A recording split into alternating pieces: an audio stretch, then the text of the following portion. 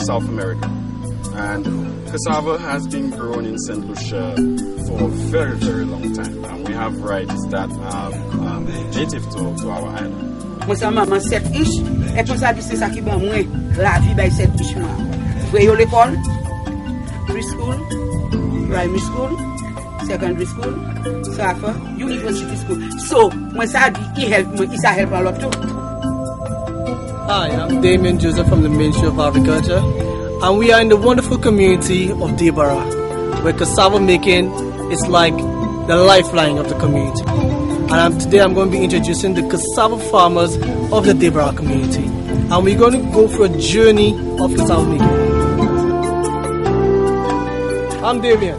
I'm Victor. Victor, okay. So Victor, tell me the types of cassava that you'll have been produced here. Which type of cassava is this that you're scraping right now? Yes, that one, sometimes you get in cassava that bigger.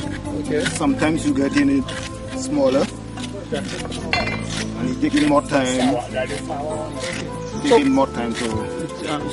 Okay. So what type? Is that the bitter or the sweet type you have in your hand? The bitter moyok, I should say. That's the bitter. The bitter moyok? Mm-hmm. Okay. So tell me, what can you get from the bitter moyok? From that, foreign, cassava, salt, and you can make it sweet. Starch, grate it and get starch from it and squeeze it. You starch from it and to make cassava bread. Wow, that's my favorite. Yeah. Cassava is a root crop that have been used in many tropical countries. There are two different types. There's a bitter and a sweet type. Cassava has many nutrients in there. There is calcium, phosphorus. There's quite a bit of fiber. It is a bit low on protein, but you can still get some protein in there. It also has potassium and some B vitamins as well. So it is a very nutritious carbohydrate food. It's very high in carbohydrates, so it's a good source of calories, a good staple food that St. Lucians can use in their diet instead of rice. Okay, so presently we have both bitter and sweet cassava. The difference between the bitter and the sweet is the amount of cyanide in the root. We have the sweet varieties which tend to be heavier producing, short lifespan cassava, and we also have bitter varieties which tend to grow for about 9 to 12 months before harvest.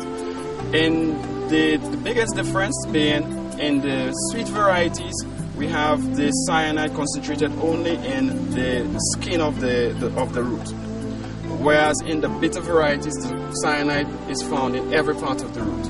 Now, this is super important because with sweet varieties, as soon as you take the skin off the root, it means this is edible material now. So it can be used for the production of farine, but also it can be used as animal feed, for human consumption, for making flour, jams, pastries, tremendous amount of uses. Nous lever à la commune de Bawa qui fait farine. C'est un produit moins qu'on a fait because il a besoin la vie et il a besoin community à la vie tout. Nous commencer faire community group because it's un bagage qui wed et nous travailler en famille. The cassava production has always been at an artisanal level, where it is more home production, and the focus has always been on producing farine. Yon kay yon monsieur tout seul et chaque année madame yo et mari yo. Mais nous ka faire farine chaque semaine. Là nous ka faire nous tout cercle là ensemble. Là nous allons harder en cercle, nous ka cercle ensemble. C'est madame là, c'est monsieur a ka secrétaire. Là nous ka planter moyok là, nous ka planter ensemble. C'est monsieur a ka piquer et nous ka planter. So nous ka travailler comme anti famille. Chaque semaine nous une famille ka fait. Il ka bénéficier nous en chaque. C'est pour ça que nous ka mettre pour nous tout qui débarwa join ensemble. So nous ka y a donc une famille.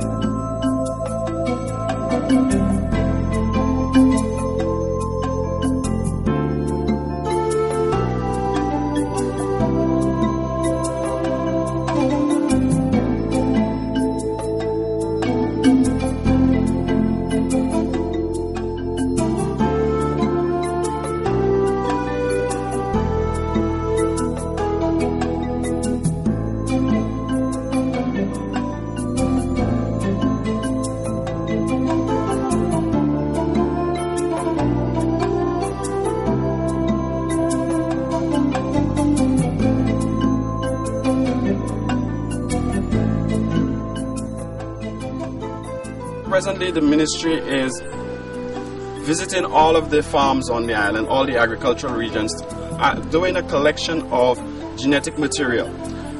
We have so far collected over 40 different varieties of cassava from all of the regions, and we are presently storing this material in gene banks. We have 4 gene banks on the island, one on the Taiwanese organic farm, one in Miku, one in Roseau, and one in Marquis.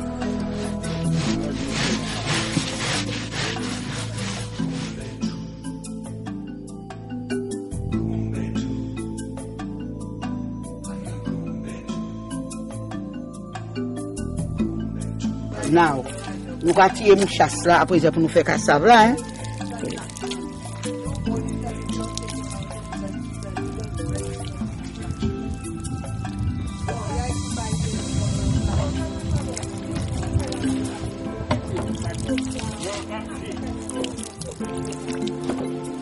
Même ça, nous allons tirer mon chasse là.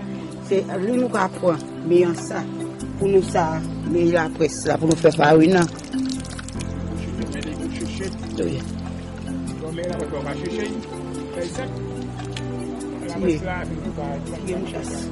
Yes, this is Miss Anthia Joshua from the Ministry of Agriculture, the Farm Improvement Officer.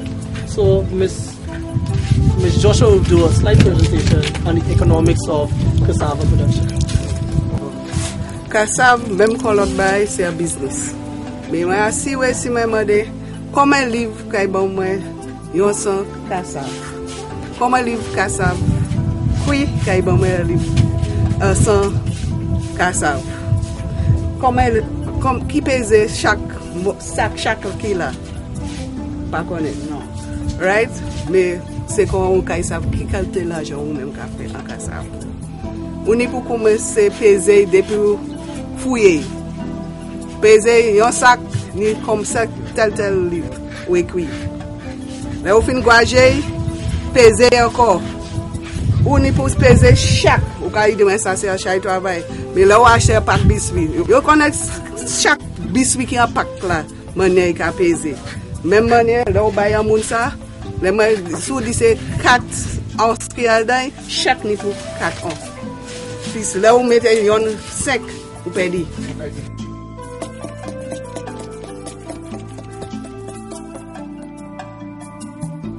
So tell me, what type of cassava the products you make from the cassava? Well, nous products ça nous va faire de bawa après ça nous va faire farine, nous va faire cassave, nous juste commencer à faire cassave et puis cherry, mais nous juste nous va faire cassave doux et cassave sel. Mais moi ça doux. Là nous vais en ville et puis cassave nous pas ni assez. Pas ni assez because tout le monde a d'eau. Là yo vient en market là, c'est farine jade bawa yo vle et bien cassave jade bawa yo vle. Bon, nous moi ça ini plus bagay yo ça fait farine because moi la sou meeting yo ka di mais nous pas ni assez help. Cassave doua ça fait chai ba epi.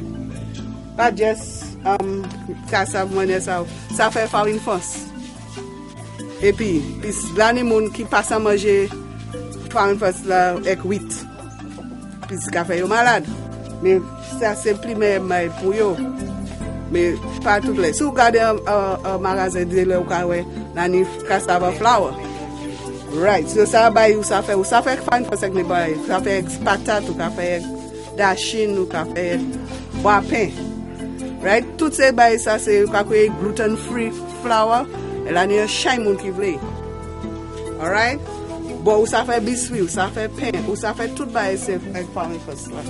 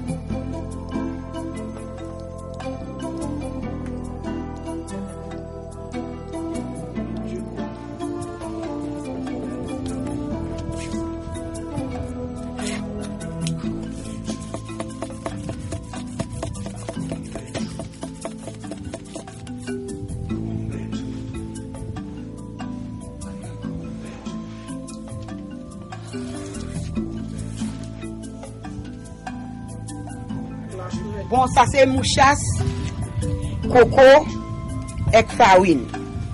Ouais, même bagala moi mouton, moi piger mouchasse là. So là moi fini nous va mix mouchasse là nous piger nous mettre de l'eau, nous va virer laver, nous va virer mettre l'autre de l'eau net en l'air, nous va virer laver. Et nous va mix mouchasse là, nous va mettre petit miel farine, mais nous va mélanger en chaque. Et nous va mettre coco. Bon ça c'est cassave sel là mais farine nous va mettre nous ha secli. Because you di farine c'est en prison. So nous pour make sure farine ha sec avec nous meilleur dedans.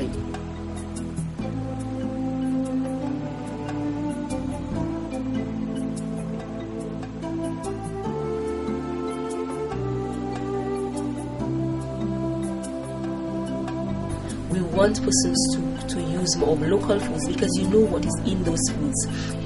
When you import foods that are grown, whether it's from China or whatever countries, you don't know what type of pesticides they use, chemicals for preservatives, and these pesticides and preservatives have negative effects on our health.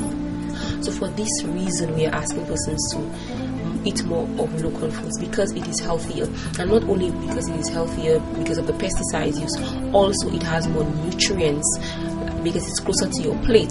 It takes less time to get from the ground to your plate. So because of that, it is more nutritious, it has more nutrients. Because as food is plucked from the soil, it starts to deplete